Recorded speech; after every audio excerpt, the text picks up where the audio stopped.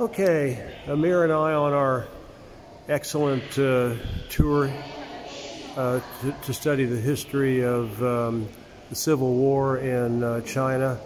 We are at the Hengyang War of Resistance Memorial Hall, and you can see obviously this is a very graphic representation of the Chinese who fought against not only the Japanese but also the KMT, Chiang Kai-shek, and the Americans after 1945. There were 100,000 Marines here.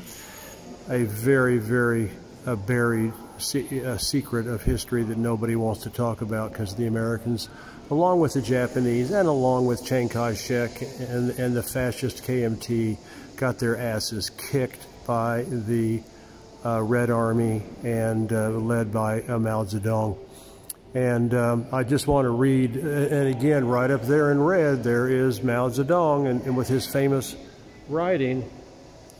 And the guy that you think killed tens of millions of people and couldn't kill enough and wanted to kill more but just didn't have time, he is venerated and respected here in China everywhere you go.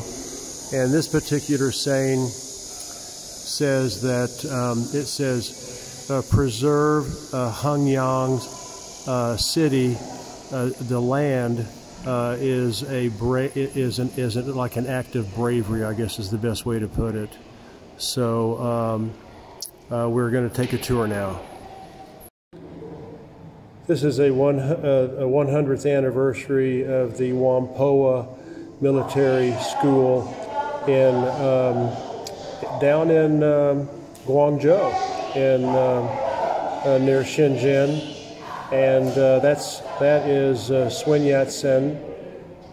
He was the man that was instrumental in helping bring down the Qing dynasty in 1912, started the Chinese Republic, the Republic of China, along the lines of a sort of a democratic socialism, but it did not work, and it was chaos from 1912 because, of course, the Japanese were occupying the northern part of the country, and the country was on, heroin, morphine, and opium, and he was a visionary, but he was not a great organizer like Mao Zedong was, and so he actually died in 1925 of liver cancer or pancreatic cancer. So he did not live to see his vision. And it was in 1921 that the Communist Party of China formed, and Mao Zedong and 9 others formed it because they realized that a Republican-style, Western-style government was just not going to work for what the people needed. And so today, Chiang Kai-shek, took the Republic of China to Taiwan when he got kicked out in 1949, even with America's Navy, Army, Marines, and everything backing him. They just could not defeat the communists. I've written about all this in my China trilogy, if you're interested. And so now that's why Taiwan is called the Republic of China, because he continued the ideals of Sun Yat-sen. Interestingly, Sun Yat-sen, we have a statue of Sun Yat-sen in our little town of Puli in Taiwan province. And interestingly, not only is he acclaimed by the Taiwanese, but he's also acclaimed by the mainland Chinese. He's considered to be an initial founder of China's freedom from Western oppression and exploitation. Just like everywhere else in the world, veterans are highly revered here in China. When they have the victory over Japan parade in Beijing on Tiananmen Square on September 3rd later this year, and Putin will show up. Vladimir Putin and a number of other world leaders will be there. Any of these who are still survivors, I imagine that this documentary where they interviewed surviving veterans, and the title of it is Blood Fire Hengyang, because of that infamous 45-day battle with the Japanese, heavily outnumbered, and yet the Japanese could not defeat them, and the Japanese finally gave up. And so they're doing all these series of interviews in this documentary with these incredible men who survived it, to recount what they experienced during the Revolutionary Wars in China, especially this one here in Hengyang. So, as I was saying, this is the second floor of this exhibition. I'll just do a quick walkthrough. The Chinese were sick of the treachery of the Americans, the British, and the French.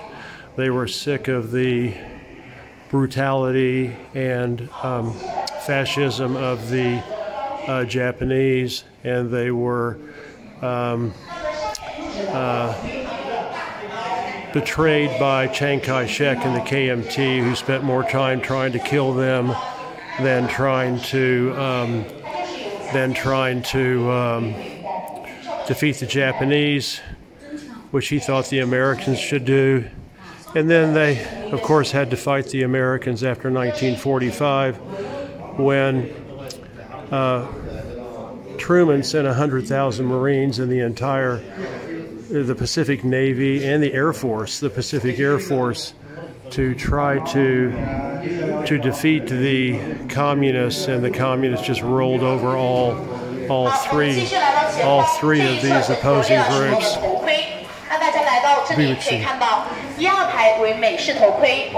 There's obviously a group. I'm trying to get past them, and they were sick of being, fed, with heroin and morphine and opium. They wanted their freedom. They wanted communism. They wanted socialism. And this is about a very famous battle where the communists held off the Japanese for 45 days right near here in Hengyang.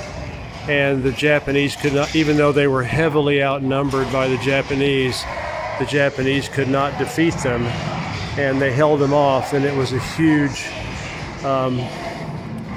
loss for the Japanese, because they just could not defeat the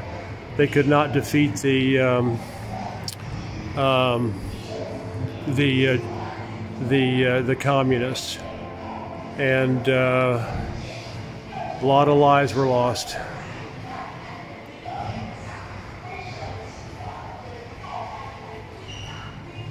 And then there's a thing about the bravery of the Chinese people. 39 million people died to see that the communist socialist revolution succeeded, and there's Stalin and Churchill. And of course, this all started back when, at the Treaty of Versailles after World War I, when the Chinese were betrayed by the Americans, and obviously a memorial with the candles, were betrayed by the Americans, who had promised the Chinese that if they had sent 160,000 Chinese to the front in World War I, without whom the Allies would have lost against Germany. Almost no one knows that. It's completely buried in history. And if they did that, they would get back Shandong from Germany. But as soon as the war was over at the Treaty of Versailles, the Americans betrayed the Chinese, gave Shandong to the Japanese, and that started the May 4th movement, which was the big step in 1917, the big step, 1918, I'm sorry, and to fight against Western imperialism and colonialism. And there we go, we're back to the entrance. So here are some people from a region, Jiaoyang, and they're members of the Communist Party, and they have come to see the Hengyang, a War of Resistance Memorial Hall. And this goes on all the time. You see groups like this all the time. You can see the little red flags on the front of their t-shirts, and that shows that they're a member of the Communist Party, the party that you've been told to hate and fear.